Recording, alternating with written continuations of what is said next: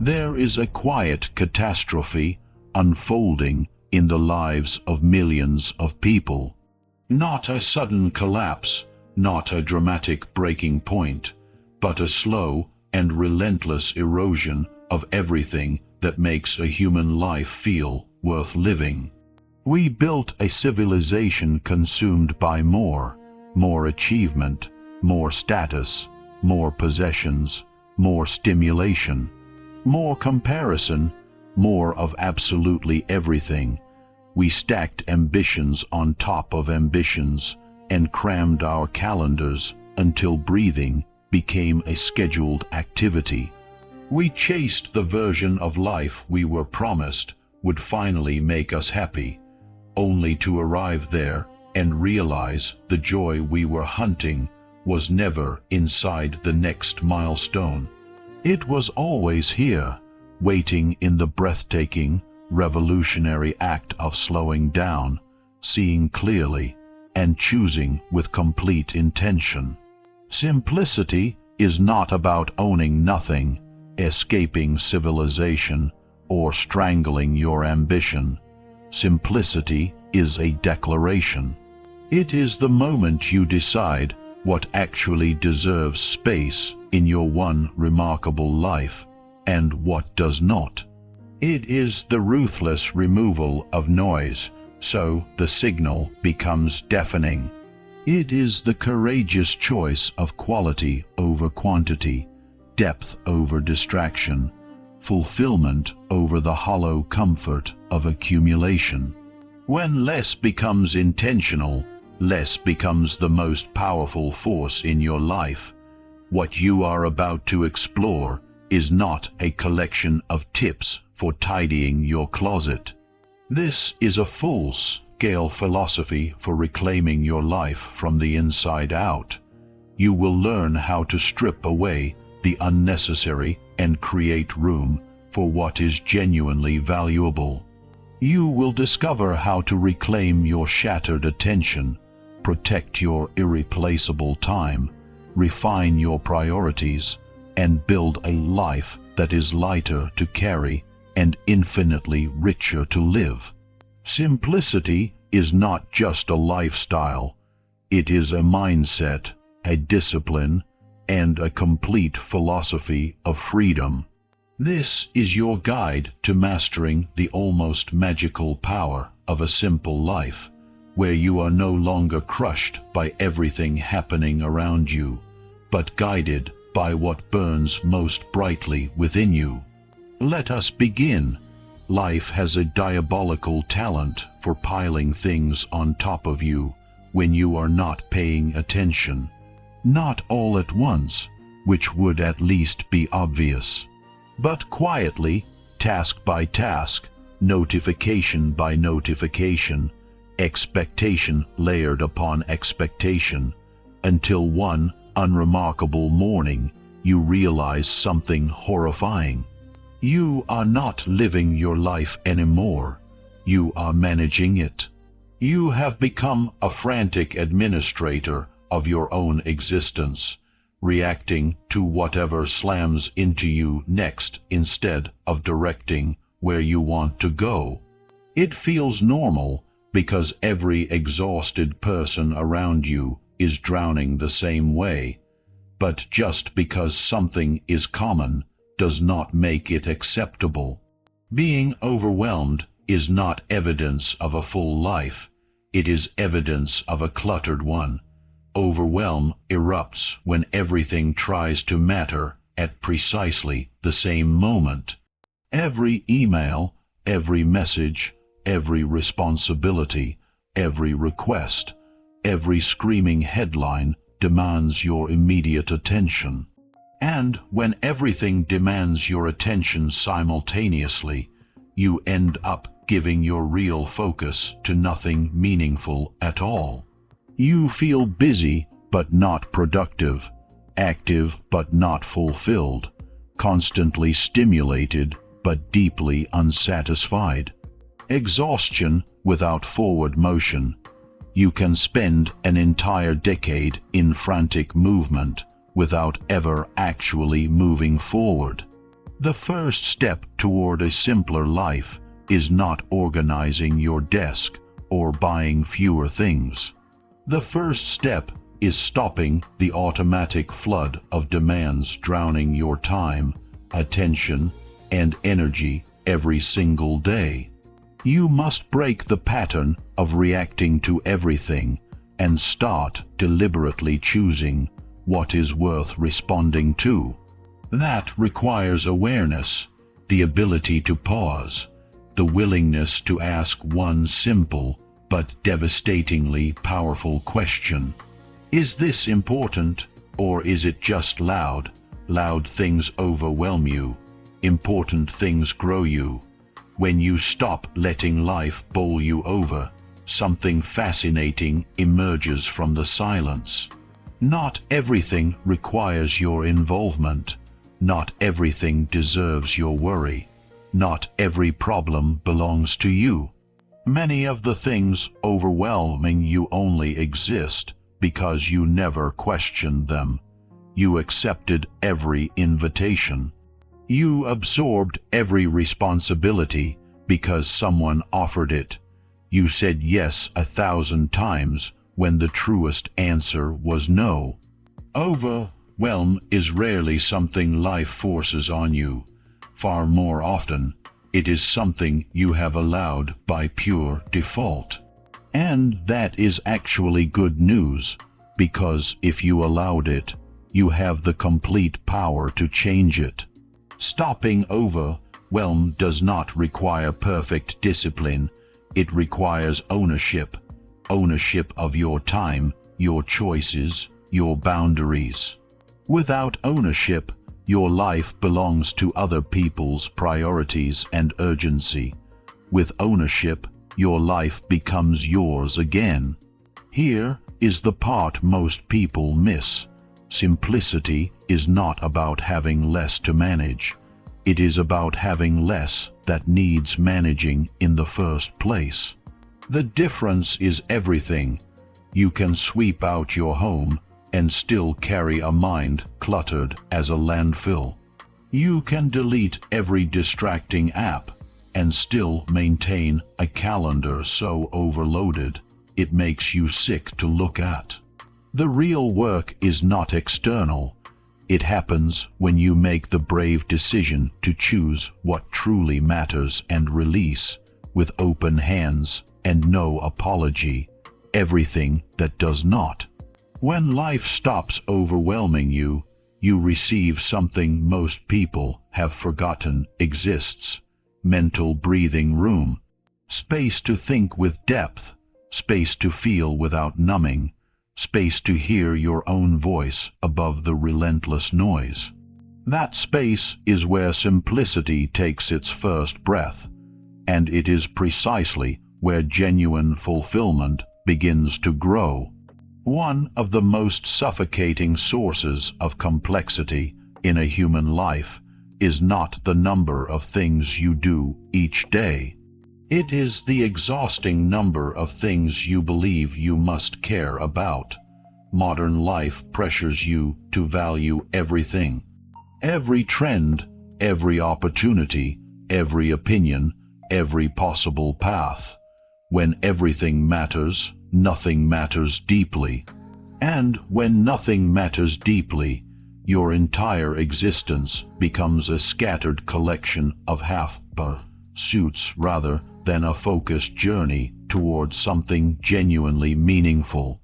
Deciding what actually matters is not an exercise in list making.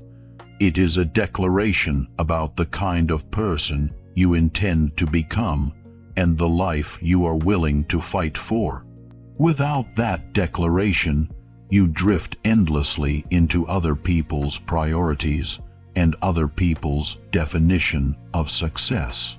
Drifting is seductive because it never demands clarity, but drifting leads not to fulfillment. Drifting leads to regret. Fulfillment begins with conscious, courageous choice, especially the choice of what genuinely deserves your attention, your time, and the finite, irreplaceable energy of your life. When you lack clarity, life grows heavier with every passing day. Everything feels urgent. Everything feels personal. But when you gain clarity about what matters, complexity begins falling away on its own. Unnecessary commitments become obvious. Distractions reveal their true nature, not temptations, but detours leading nowhere you actually want to go. You cannot optimize a life you have never defined. You cannot simplify a life you have never examined. You cannot prioritize a life you have not claimed as your own. Start by sitting with questions most people never pause to consider. What do you value more, time or status, freedom or approval, depth or variety, peace or perpetual noise? These questions expose what truly drives you and what truly drains you. The answers are personal and often wildly different from what society expects. That is precisely why clarity carries such extraordinary power. It frees you from the obligation of living someone else's story. Ask yourself this: if everything else disappeared, what would make your life feel meaningful? This question cuts through all the clutter of trends, achievement addiction, and social comparison. For most people, the answers that surface are shockingly simple: time with people they love, work that contributes something real, creative expression, peace, health. Almost no one answers that they need more notifications or a bigger closet. Those things only show up when you stop thinking and start consuming on autopilot. Once you identify what matters, the harder work begins. Because simplicity is not achieved by knowing, it is achieved by aligning. Alignment means your daily choices match your deeper values. You can say you value health, but spend your days destroying it.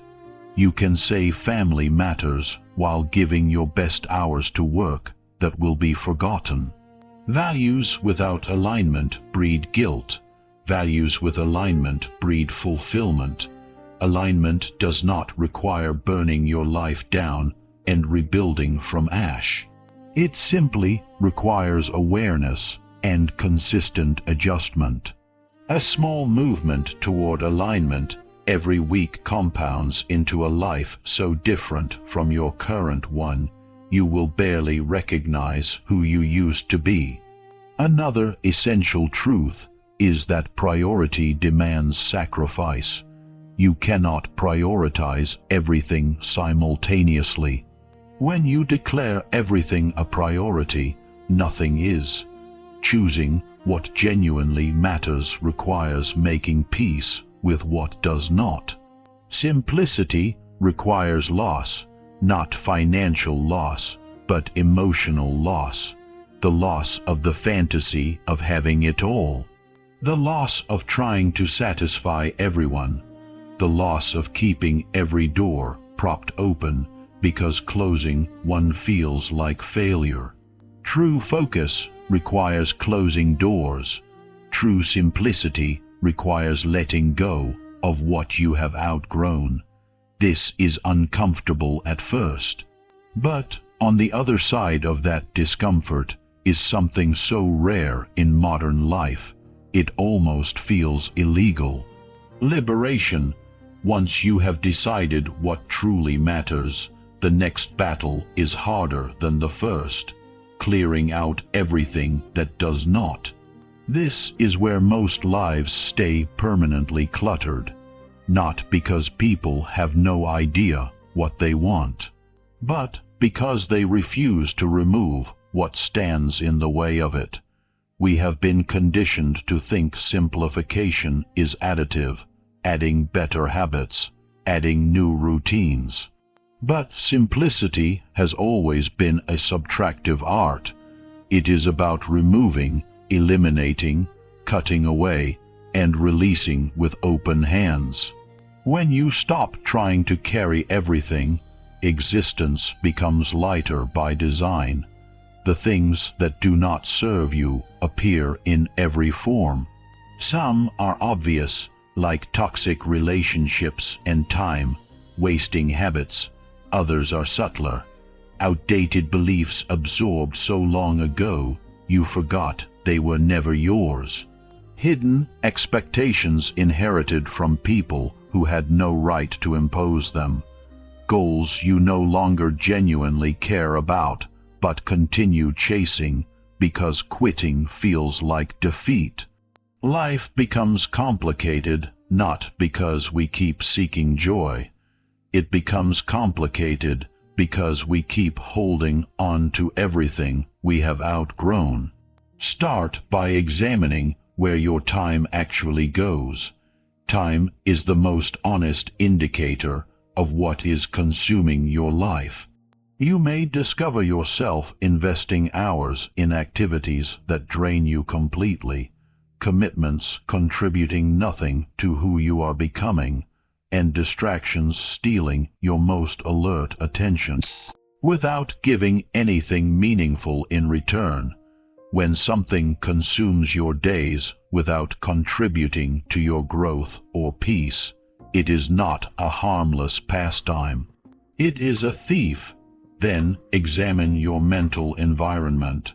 What beliefs and assumptions clutter your inner landscape? Are you holding on to guilt about saying no?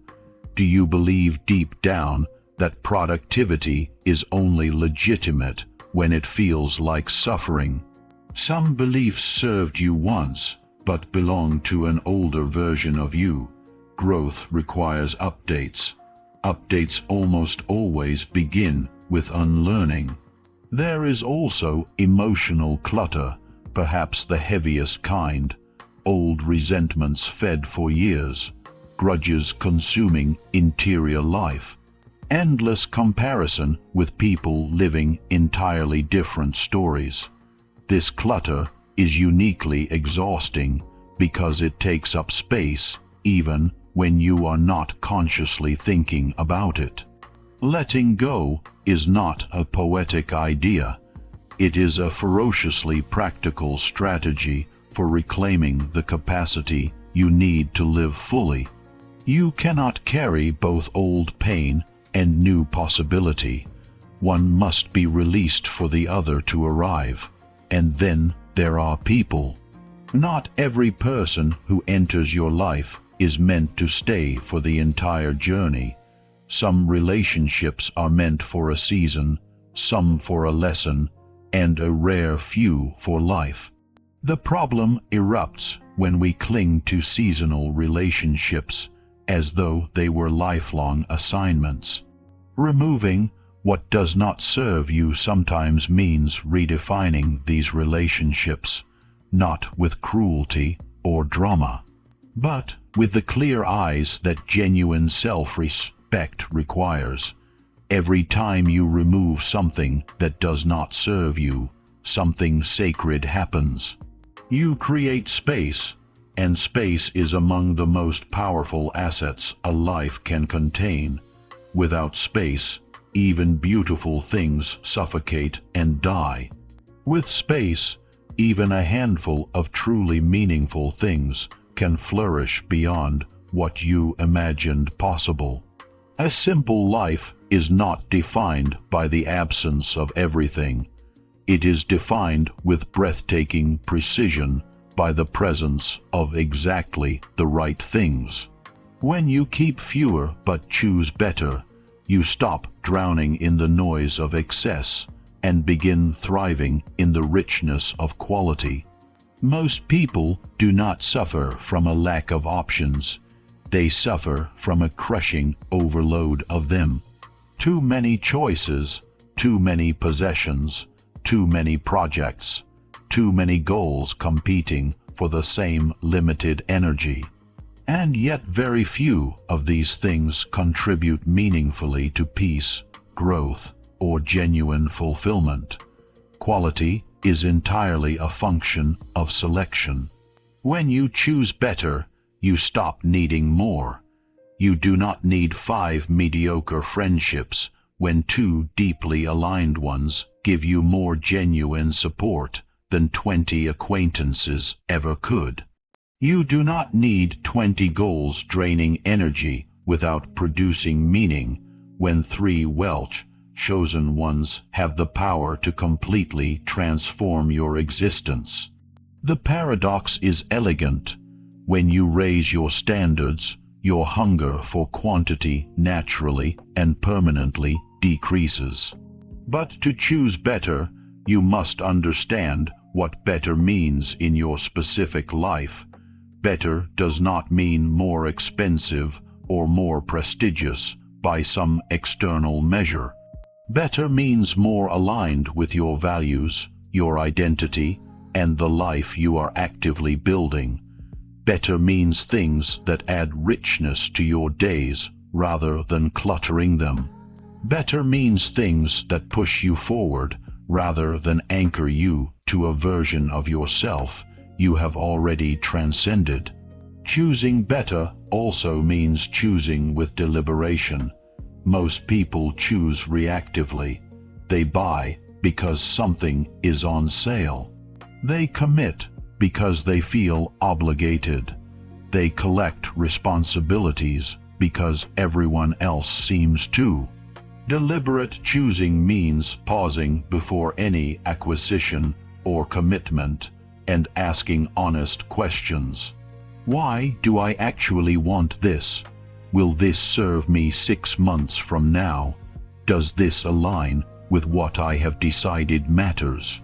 Even the act of pausing long enough to ask these questions will permanently change what you allow into your life. This principle extends beyond possessions to how you fill your hours. Not every activity deserves space on your calendar. Choosing better means building days with you activities, deep focused work instead of shallow busyness, real conversation instead of empty chatter, genuine learning instead of mindless scrolling, actual rest instead of burnout disguised as productivity. Relationships transform under the fewer but better principle too. Fulfillment does not come from being widely known. It comes from being deeply understood. When you invest your relational energy in fewer connections, real trust becomes possible. Shared meaning becomes possible. Shallow connections drain you because they require constant performance. Deep connections replenish you because they allow authentic humanity. Choosing better is not a one-time event. It is a continuous living practice. Your needs evolve, your priorities evolve. A simple life remains simple because it gets recalibrated with honesty and regularity. When life begins feeling heavy, it is almost always a signal that your calibration is long overdue. We exist inside a culture that teaches us from our earliest memories to measure personal worth by the volume of what we accumulate. More possessions, more upgrades, more achievements, more status, more followers, more of everything that can be counted and compared. The pressure is constant, ambient, and suffocating. It shows up in every advertisement, in casual conversations, in social media feeds engineered to trigger inadequacy. But this pressure is not really about objects. It runs deeper. It is about proving something, proving success, relevance, capability, and identity. The catastrophic problem is that the moment you tie your sense of worth to accumulation, You sentence yourself to a life of endless, joyless chasing. Accumulation has no finish line. There is always another level, a better house, a newer device, a bigger title. The problem is not aspiration. Aspiration, properly aimed, is one of humanity's most beautiful qualities. The problem is the inability to feel complete without the next acquisition. When you cannot feel satisfied without more, you lose the ability to enjoy what you already possess. Satisfaction gets postponed indefinitely. Gratitude gets muted by the constant noise of wanting. Presence gets replaced entirely by anticipation.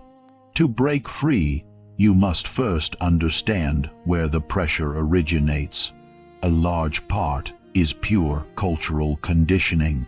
You were born into a world where accumulation is praised and intentional simplicity is quietly misunderstood. The message has been consistent your entire life. More means better. You were never told to curate your desires deliberately or define for yourself what enough actually looks like. Then there is the comparison mechanism. We do not accumulate in isolation. When everyone broadcasts their carefully edited highlights, it creates an artificial benchmark completely disconnected from reality. You compare yourself not to actual human lives, but to performances, and performances always look better. So you chase not from genuine desire, but from the desperate need to keep pace with a race no one officially agreed to run. And beneath everything lies an emotional layer. Many people accumulate to soothe discomfort they cannot name. Shopping to interrupt sadness, upgrading to feel temporarily relevant, buying to create the brief flickering sensation of accomplishment. But emotional accumulation is never truly satisfying. It attempts to solve deeply internal problems with external solutions. You can fill every closet and every shelf, but if the internal gap that drove you to fill them goes unexamined, the emptiness returns with astonishing speed. Fulfillment does not live in accumulation. Fulfillment lives in alignment. Breaking free means rejecting your dependence on accumulation as a source of identity. Shifting from acquiring to curating, from asking what other people expect to asking what genuinely adds value to your specific, real life. One of the most liberating realizations available to any human being is this: you do not need to own everything you admire. You can appreciate things without possessing them. You can celebrate another person's success without feeling diminished by it. When admiration replaces the compulsive need for acquisition, life becomes almost weightless. There is a completely different way to live, and it begins with redefining success at the most fundamental level. Real wealth is not just the ability to buy whatever you want. It is the freedom to walk away from what you do not need. Real freedom is not the privilege of owning more. It is the privilege of needing less. And genuine confidence is not built by impressing everyone you meet. It is built quietly and permanently by no longer needing to. Your attention is among the most valuable resources you will ever possess. And it is also the easiest to lose permanent control of. Every single day, you are surrounded by an ocean of competing inputs, notifications, opinions, requests, trends, and arguments. Almost none of which are worth the space they occupy in your awareness. The unimportant is in many ways more dangerous than the obviously harmful. Harmful things announce themselves loudly. Unimportant things slip in quietly, day after day, stealing your hours one moment at a time. When you fail to protect your attention from the unimportant, you pay in the most devastating currency available: mental fragmentation. Your attention gets divided into smaller and smaller pieces until no single task ever receives the full power of your mind. You check your phone during meals, during work, during the conversations that matter most. You consume information you will never use. You react to situations with no actual relationship to your values or goals. And the most alarming part is that you often do not even notice. It simply feels like the normal texture of modern life. Learning to ignore the unimportant is not apathy. It is radical selectivity. The world will always present you with more than you can handle. Your job is not to handle all of it. Your job is to make a clear-eyed decision about what actually deserves handling. The skill of deliberate ignoring is not laziness wearing an intellectual disguise.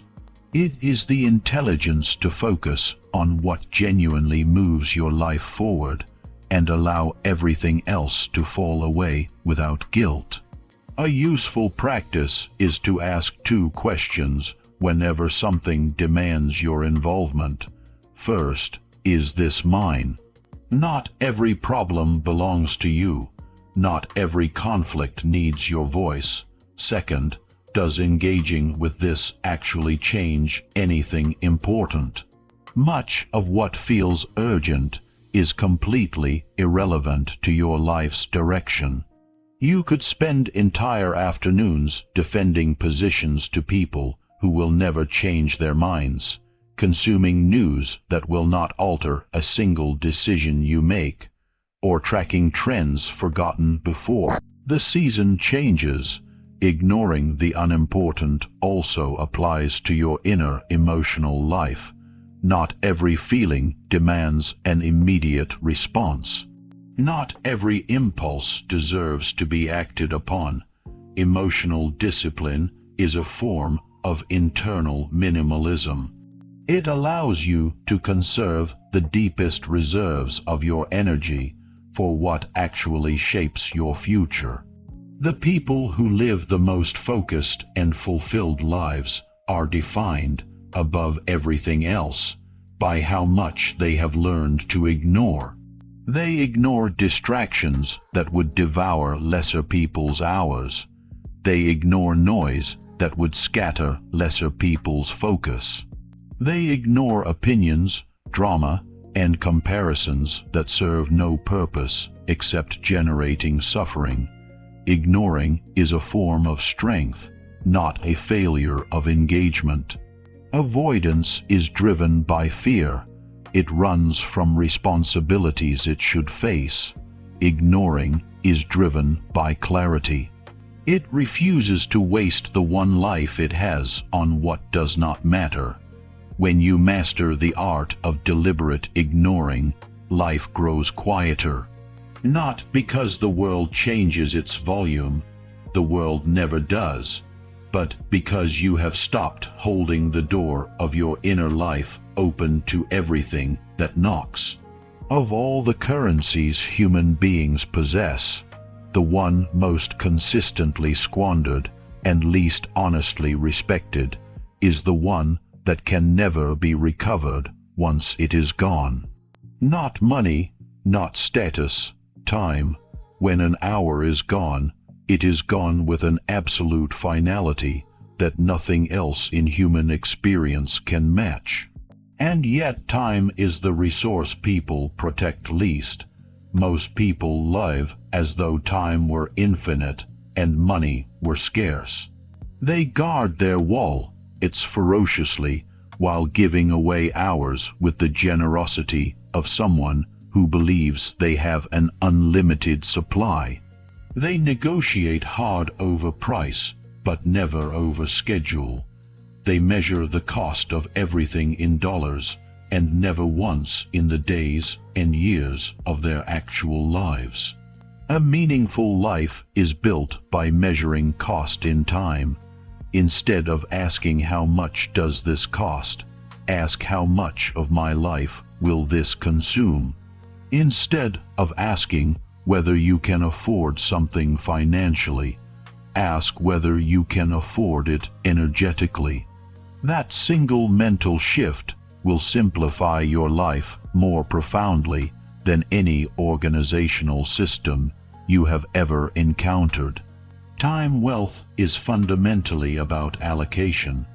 The way you distribute your hours is the most honest declaration of your actual values, regardless of what you say you believe. If you claim to value health but invest zero time in movement or genuine rest, your schedule is telling the truth your words are concealing. Schedules do not lie. They expose priorities with a clarity words can never achieve. But priorities can be consciously redesigned at any point you decide to stop drifting. Even small reallocations of time, consistently applied, compound into transformations that feel almost miraculous. 10 minutes of reading every day becomes 60 hours of genuine learning over the course of a year. 15 minutes of focused creative work each morning becomes 90 hours of creation built from the quiet margins of an ordinary life. Small commitments, honored faithfully, become large results. Your time also needs boundaries the same way money needs a budget. People will ask for your time with the casual ease of someone who has never considered what they are actually requesting. If you are not intentional, your calendar will fill completely with other people's priorities. Protecting time is not about delivering a harsh refusal. Sometimes it requires saying no clearly and early. Sometimes it means never making yourself reflexively available to everyone who reaches for you. Availability is not a virtue when it becomes a form of slow self-sacrifice, and treating time as wealth changes how you define success itself. A person with less money but genuine time freedom is often wealthier than someone with more money but no control over their schedule. The dream is not to be rich financially while bankrupt in time. The dream is alignment, where your hours fund the life you actually want to live. Chaos is rarely caused by lack of effort. More often, it is caused by lack of structure. Most overwhelmed people are not overwhelmed because they are lazy. They are overwhelmed because their lives require constant decision making, continuous problem solving, and relentless reaction to whatever arrives next. Every day becomes a negotiation with responsibilities and recurring tasks that could easily have a reliable process. The result is decision fatigue, mental friction, and unnecessary stress piled on top of everything else. Systems are the antidote. Systems reduce chaos by systematically reducing the number of decisions you need to make. When you build simple systems, you create order without summoning extraordinary discipline from scratch every morning. A system is not complicated software or a rigid cage. It is a repeatable way of doing something so you never have to reinvent it in the moment when your energy is already depleted. One of the most powerful forms of simplicity comes from using systems to eliminate microstress. Microstress is the cumulative drain of tiny, constant decisions. What to wear, what to eat, when to start, what to do first. Individually, each seems negligible. But making dozens or hundreds of them daily drains the cognitive resources needed for everything that actually matters. Systems replace decision with automatic action and remove that weight entirely. When you build simple systems, you also free yourself from one of the most unreliable forces in human psychology. Motivation. Motivation fluctuates with mood, energy, weather, and 1,000 variables outside your control. People who rely on motivation burn out quickly and repeatedly. People who build systems achieve consistency quietly, without drama, without needing to feel inspired. Consistency does not come from hype. Consistency comes from structure that removes the need to feel anything in particular. Systems can be applied to every domain without exception. A health system might mean preparing similar meals several days a week, so you are not negotiating dinner when your willpower is already exhausted. A financial system might mean automating savings so they happen before your conscious spending decisions can interfere. A work system might mean batching similar tasks so you are not contexts, switching constantly between fundamentally different kinds of mental work. Every system reduces friction and returns bandwidth to activities and relationships that genuinely matter. But the most critical feature of any effective system is simplicity. A complicated system is simply a different problem wearing the costume of a solution.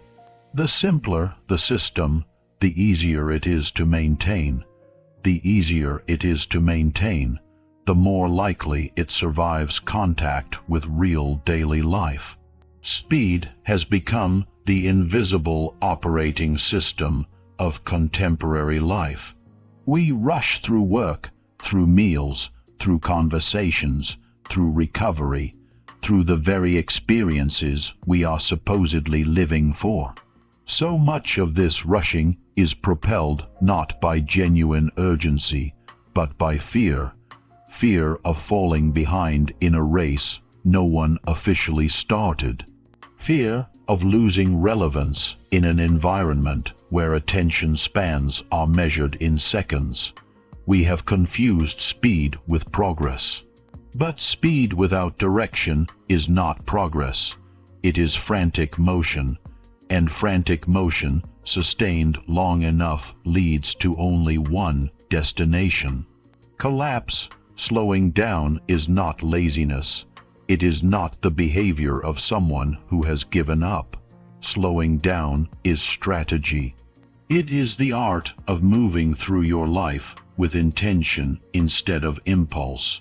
The recognition that the fastest path is rarely the most effective one. If raw speed produced happiness, the most harried people you know would be the most satisfied. They are not. People who rush through everything often report the least genuine satisfaction, because rushing forces you to skim the surface of existence rather than inhabit it. When you slow down, you gain the ability to truly think. Real deep thinking is underrated to the point of comedy in a culture obsessed with visible doing. A rushed mind cannot see clearly. It reacts instead of reflecting. It repeats what worked before instead of discovering what could work better. Slowing down grants access to clarity, and clarity is a multiplier that makes everything else in your life more effective. There is also the emotional dimension. When you move too fast, you gradually stop feeling life. You stop noticing the warmth in a genuine conversation, the particular beauty of a quiet morning, the satisfaction of completing something you care about deeply. Speed strips richness from life and replaces it with a thin veneer of efficiency. Efficiency is a virtue for machines. For human beings, efficiency without presence produces a life that technically happened, but was never really lived. Slowing down also creates the conditions for something most people desperately need but rarely practice: observation. You begin noticing patterns in your own behavior with a clarity that feels like meeting yourself for the first time. What genuinely drains you? What fills you with surprising energy? What consistently distracts you? Self-awareness is perhaps the most potent superpower available. And it begins the precise moment you stop sprinting long enough to look around with honest eyes. Your life becomes simpler the moment you truly internalize one single truth. You are not obligated to accept everything that comes toward you. Most people do not drown in one catastrophic flood. They drown incrementally, one yes at a time, each seeming small and reasonable, until they are so far underwater they cannot remember what the surface looked like. Saying yes feels cooperative, polite, generous, but every yes carries a real cost, whether or not you acknowledge it. Time, energy, the focused attention that could otherwise be directed toward work, relationships, and growth that genuinely matter. From our earliest experiences, most of us learned that saying yes makes us helpful, likable, and responsible. And those accumulated yeses shape the entire architecture of a life. Before you realize what has happened, your schedule reflects other people's desires. Your best hours belong to whoever asked for them first. This is not complexity forced upon you from outside. This is complexity you construct yourself, one polite yes at a time. The irony is that people avoid saying no primarily because they cannot bear the brief discomfort of disappointing someone. But by avoiding those few seconds of awkwardness, they create months of burden for themselves. A 5-second no can save you from a 5-month obligation that hollows you out. A simple refusal can protect an entire year of mental bandwidth. You will disappoint someone either way.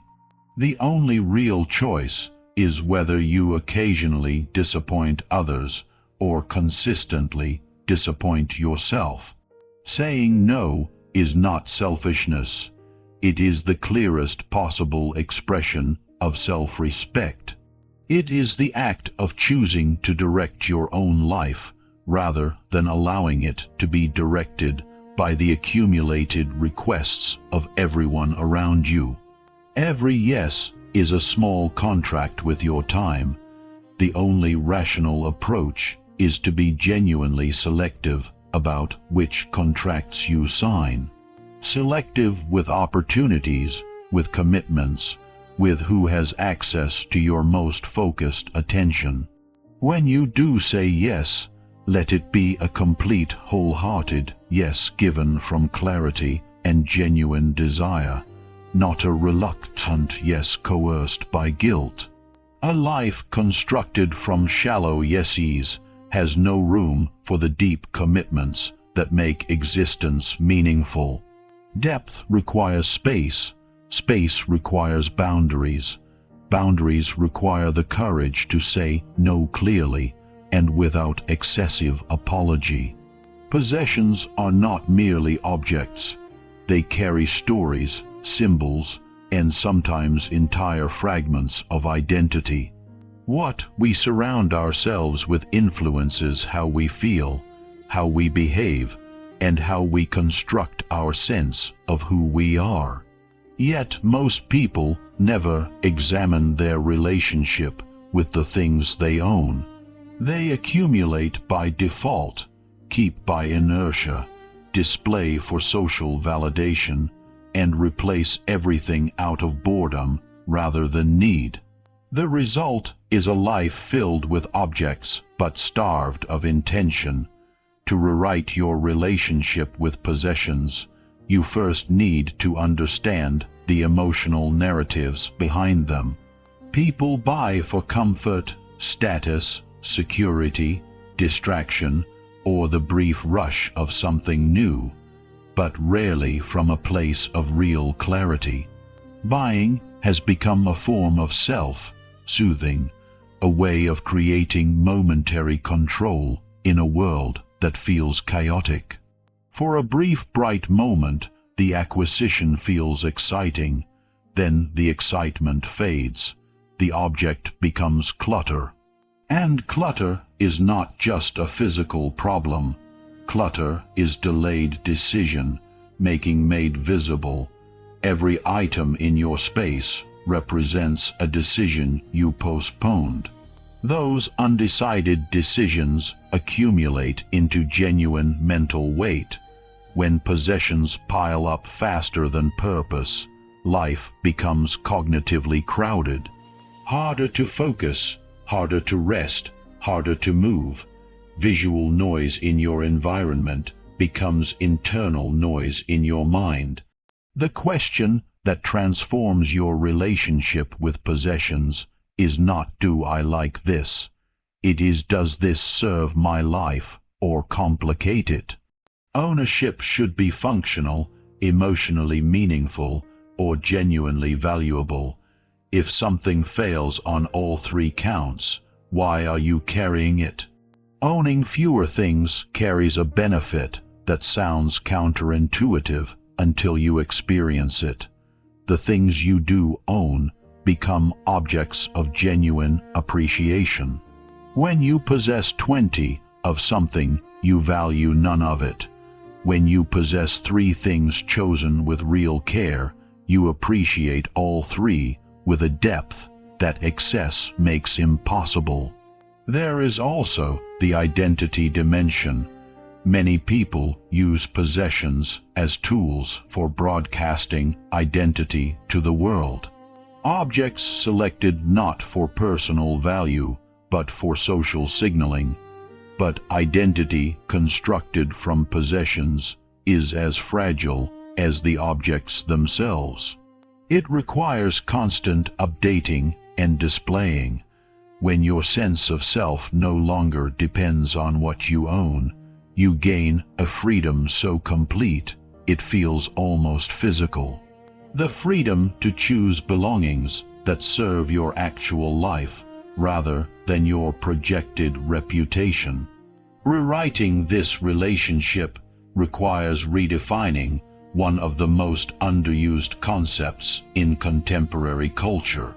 Enough implies satisfaction, completion, a boundary where wanting stops.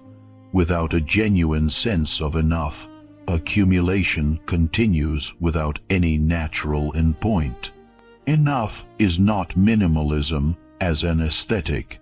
It is alignment as a practice. Enough is not deprivation. It is contentment. Enough is not scarcity. It is sovereignty. We are surrounded by noise so omnipresent that many people have stopped perceiving it as noise at all. The modern world is loud in stimulation, information, opinion, and comparison. Every screen, every platform, every notification is carrying something toward your attention, and most of it is not worth the space it occupies in your awareness. It steals your peace one headline at a time, erodes your confidence one comparison at a time, fragments your attention one notification at a time. Noise creates manufactured urgency where none actually exists. It makes the unimportant feel critical. It pulls you into conversations you never chose to start, conflicts you had no reason to enter, and expectations you never agreed to carry. When life feels consistently overwhelming, the diagnosis is usually not too many real responsibilities. It is that you are receiving too much signal from outside to hear anything meaningful from within. Simplicity requires psychological stillness, the ability to move through a loud world without allowing all of that loudness inside your interior life. One of the primary noise sources is digital. The devices and platforms in the center of most people's lives were designed with one priority that was not your well-being. They were designed to capture and hold your attention as long as possible. Nothing in human history has been engineered to steal attention more efficiently.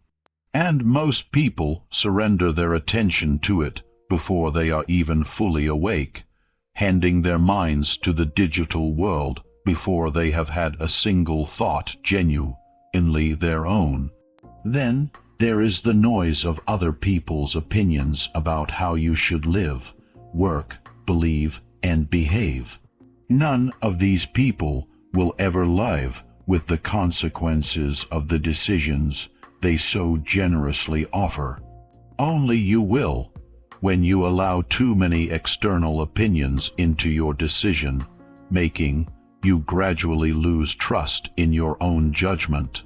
You begin outsourcing choices that should come from your deepest self. Opinions can inform you. They cannot be permitted to command you. There is also comparison noise, the constant whisper that tells you that you are behind, lacking, or not enough.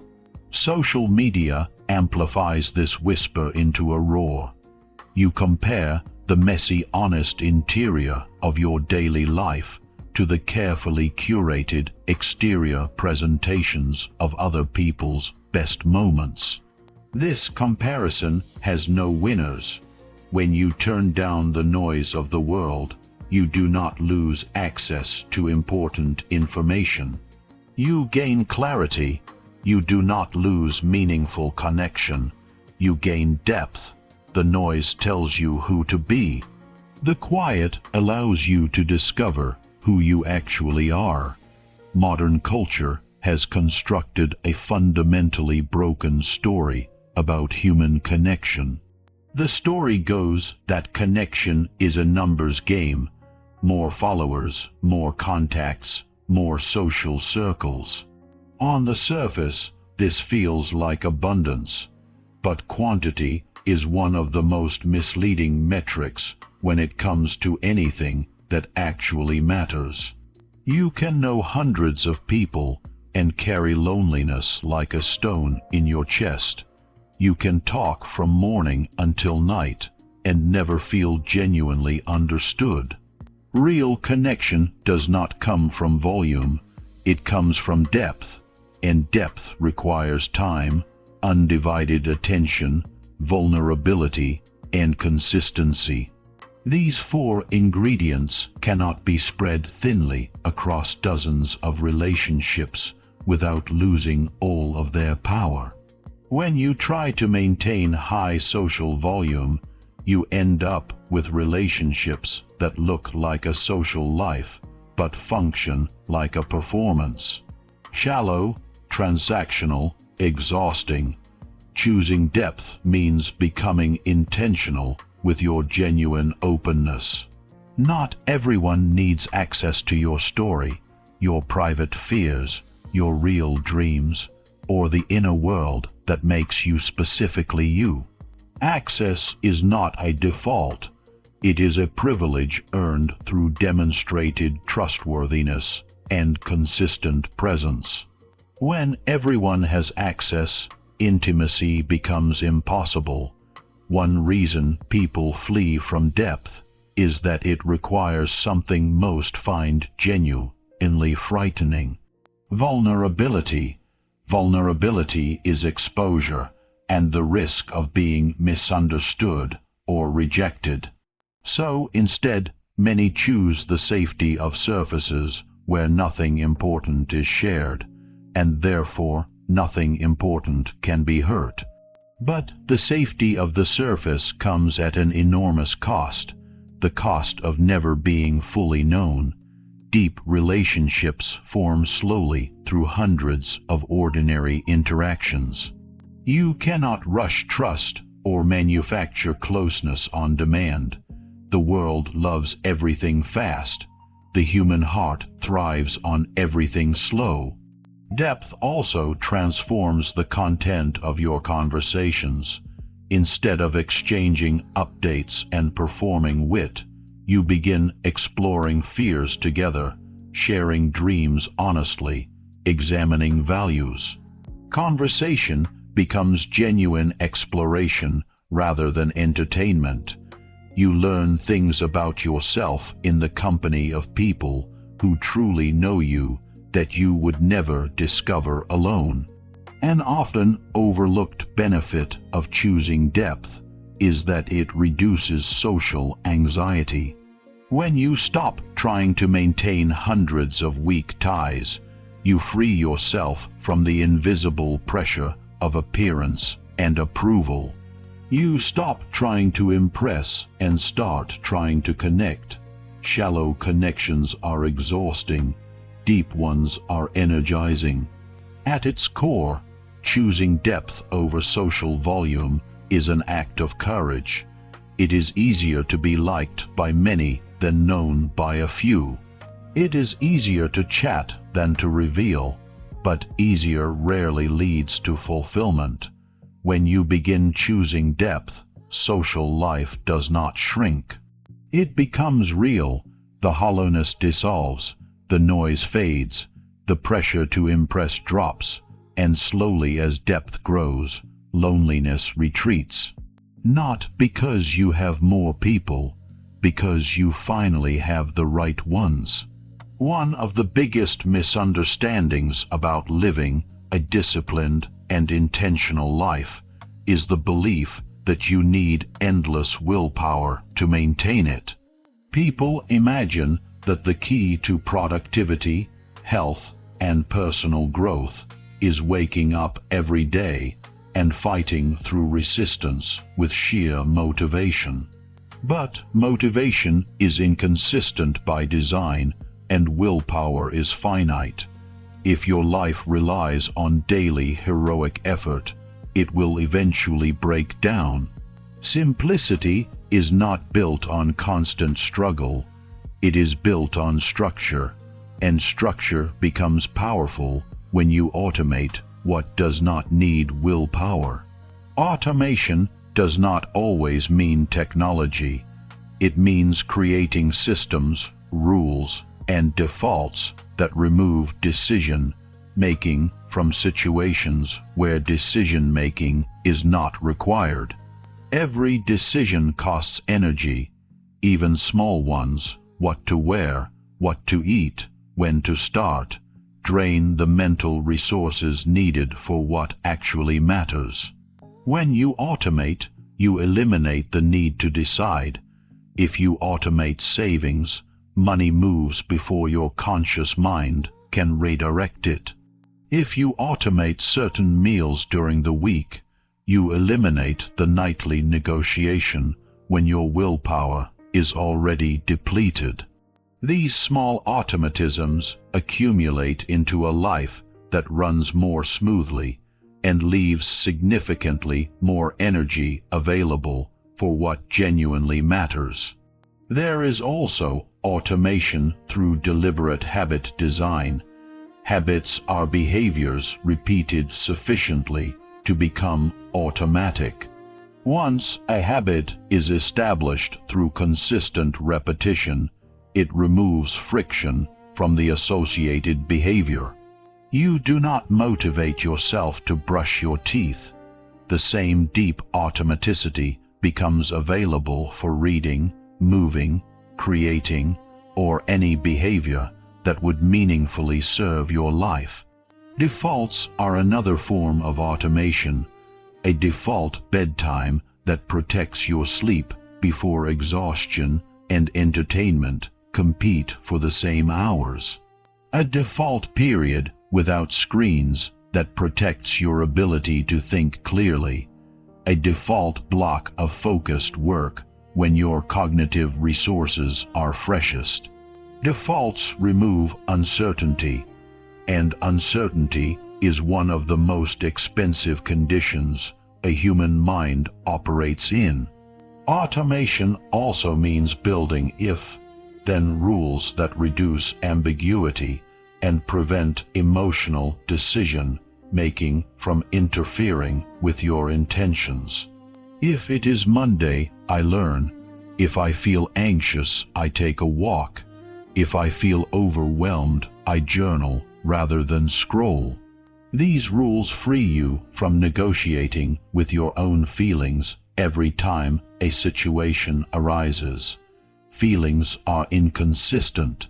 Rules are consistent. The resistance to automation often comes from perfectionism wearing the disguise of spontaneity. Some people believe structure kills creative freedom, but structure does not kill spontaneity. Chaos does. Chaos consumes attention, fragments time, and destroys confidence. Structure creates space. When small recurring decisions run on autopilot, you gain freedom to direct your remaining energy wherever it will do the most good, which is often precisely where spontaneity and creativity live. Simplicity can begin as a practical tactic. You clear a drawer, reorganize a schedule, start saying no, remove a distracting app. These are all legitimate starts, but tactics applied without a deeper foundation will not transform your life. They produce temporary relief followed by a gradual drift back toward the patterns they interrupted. For simplicity to become truly powerful and lastingly liberating, it must evolve from a tactic into a philosophy. A philosophy is not something you occasionally visit. It is something that permeates how you think, how you evaluate, how you choose, and ultimately who you are. Most people first encounter simplicity as reaction. They simplify because they are overwhelmed to the point of breaking. But reaction-driven simplicity has an expiration date. It fixes the immediate crisis and then watches old patterns reassert themselves, because the mindset that created the clutter was never truly examined. A philosophy of simplicity asks the deeper question, what kind of life is actually worth living, not in the abstract sense, but in the concrete what am I doing today sense. A life with genuine space for relationships that nourish you, for creative work that fills you with something beyond satisfaction, for real rest that actually restores you, for love in all its forms to land somewhere and take root.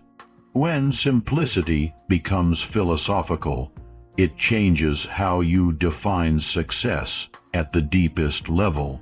Success stops being measured by what you have accumulated and begins being measured by how much of your life is genuinely yours, by how many of your days reflect your values rather than your obligations, by how many of your choices arise from real intention rather than social pressure. The richest life is almost never the one with the most possessions or the most impressive biography. It is the one with the fewest regrets.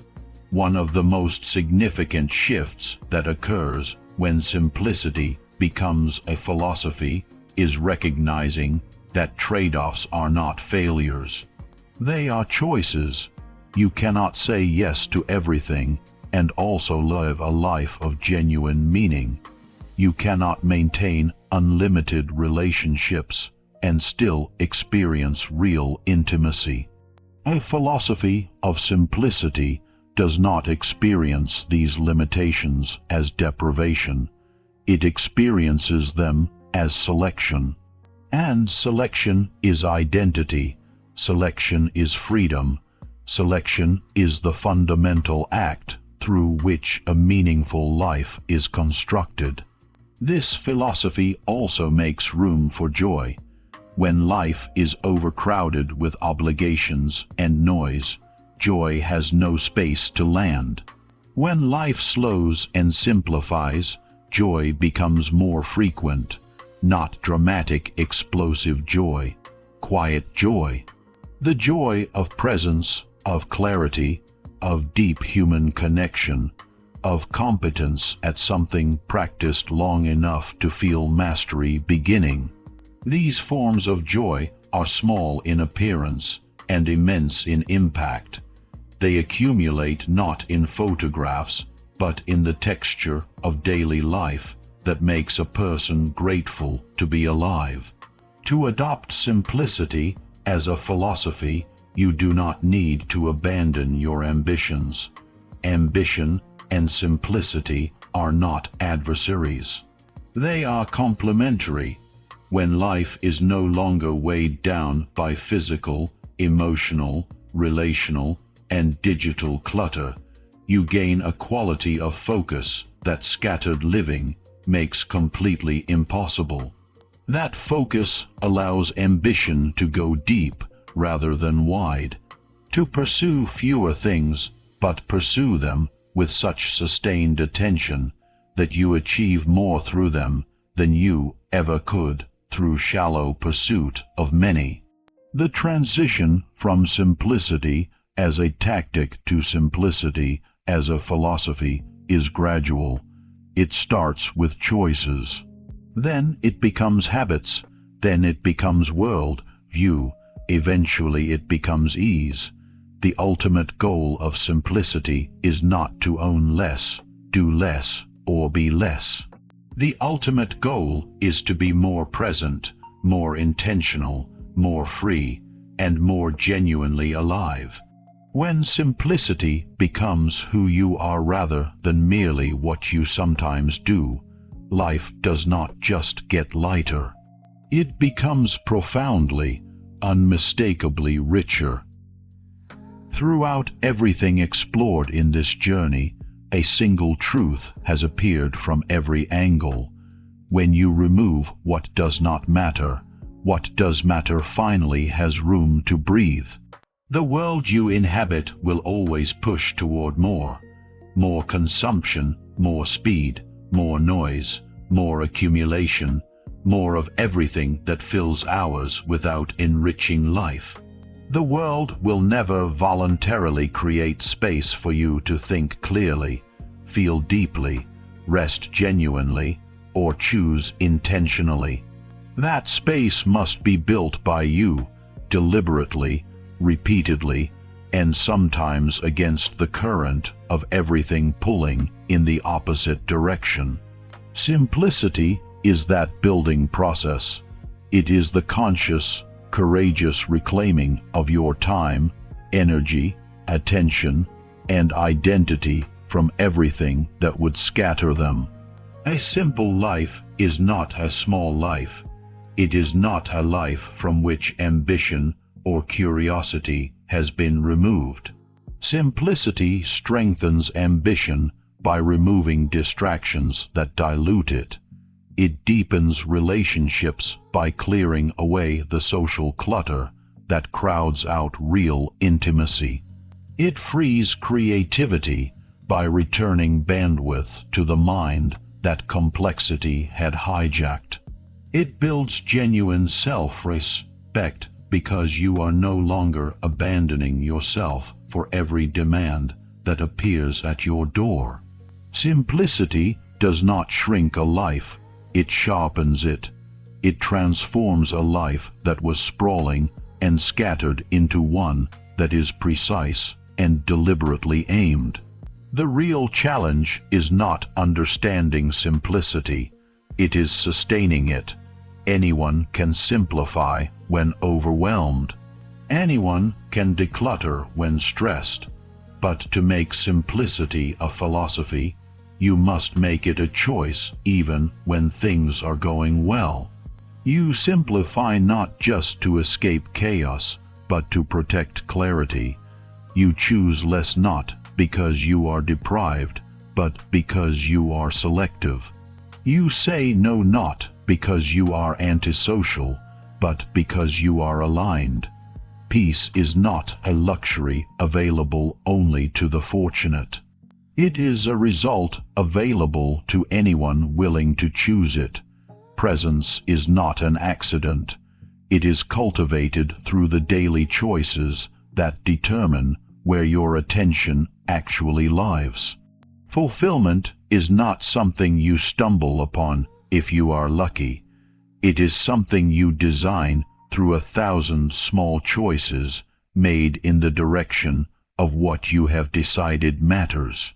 If there is one final truth to carry forward from everything here, let it be this: a meaningful life is built not by what you add to it, but by what you are willing to remove. You remove the noise to hear yourself again. You remove the excess to find the clarity that was always waiting beneath it. You remove the distractions to feel your purpose with the directness it deserves. You remove the unnecessary so the necessary can finally receive the full power of your attention and your life. Simplicity is not disappearance, it is distillation. It takes everything you have accumulated and reduces it through honest examination down to what is essential. The people whose presence makes your life genuinely better, the work that contributes something real to the world, the values that guide you when the path becomes unclear, the habits that sustain you through difficulty, the dreams that feel true to who you are actually becoming rather than who you were told to be. When you make real space for those things, and only those things, life becomes richer in the only way that ultimately counts. Not because it becomes bigger or more impressive, because it becomes truer. You do not need to wait for the world to become quieter before you begin. The world may never become quieter, but you have the complete capacity to turn down the volume of what you allow inside your life. You can choose slower rhythms, deeper relationships, more selective ambition, clearer priorities, a life light enough to carry with grace and meaningful enough to be genuinely proud of. Less is more is not a slogan, it is a compass, and if you follow it, not occasionally when things get desperate, but consistently as your guiding philosophy, not only will your life become simpler, it will become unmistakably and irreversibly your own.